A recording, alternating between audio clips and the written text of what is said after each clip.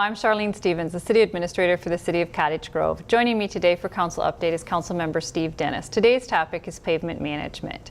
Councilmember, we have a couple of things to discuss under pavement management, the 2016 program as well as the 2017 program. So let's start with the 2016 program, and we're kind of wrapping up our 2016 pavement management project. We are, and it's been a long and busy year with a lot of different projects going on. We had, for example, an area up off Hadley Avenue that went from 95th Street through Hamlet Park. We had a cost factor on that particular project of $1.58 million. What we did is we broke down using a formula, which is residential building lot equivalent, which basically where we take the overall cost of the project and divide that down by the number of homes. So in this particular instance, we ended up with a cost factor assigned to those houses through assessment of about $2,600. And one nice thing is that came in about $1,000 underneath the engineer's estimate for that project. Okay, and our second area was around 80th Street and Keats Avenue and 95th Street. And that, sometimes we deal with some pretty good sized numbers, and we had about $1.9 million in proposed assessments. It came down to about $3,987 per housing unit. This again was down about $800 from the engineer's estimate, which originally was about $4,700. And then our last project, kind of for 2016, was 80th Street. Yes, and that was an area that definitely needed to be redone. We were looking about $1.15 million on that. The assessment came to $2,618, and again, this was down about $1,000 from what the engineer's estimate was. And we might just take a very quick second to talk about engineer's estimates and what that is and what that means.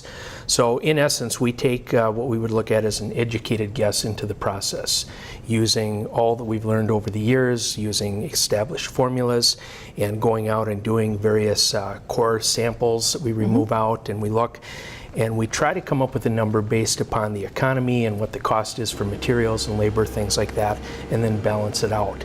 And one of the things we do is we usually come a little bit higher, just to cover so that we're not surprising people at the end. I'd say about 95% of the time the actual costs come in below. But every once in a while, even though you try to use your best guess and judgment on it, what happens is sometimes you find there might be something hidden underneath the soil that you have to deal with. So every once in a while we deal with that, and unfortunately the costs are what they are, but we always try very hard to keep those areas down for costs so we can do it as reasonably as possible for the community. And this year the costs were lower, and our final project costs are what people should have received actually in their mail and their notice. And the important thing is also that the public hearing for those assessments for the 2016 projects are going to be on October 5th in the next council meeting. Yep, and we'll look forward to that, and again, we appreciate the good nature of the people in the community that know that we have a sizable investment that we have to protect, over 9,000 miles of linear roadway. And as an asset to the community, making sure that we all do our part to make sure that doesn't drop in value. I mean, that's a responsibility we have, and I think we do a good job at it. All right, and then we also have the 2017 projects to talk about, and we had a presentation by the city engineer on two of the areas that we're proposing for 2017, and maybe you want to mention those two areas. Yeah, those two areas. The first one is called the Rolling Hills Residential Area, generally bound by the streets north of Crestview Elementary, Park High School, east of Hinton Avenue, west of North Ideal Park, and what we call Nina's Park, and then south of 75th. And then the other area is called Jamaica Ridge. It's a residential area bound by the streets north of East Meadow Cliff Ravine, east of Jamaica Avenue, south of 80th Street, and west of Jeffrey Avenue. Okay, and since that's the 2017 project, the City Council simply ordered the project and authorized it.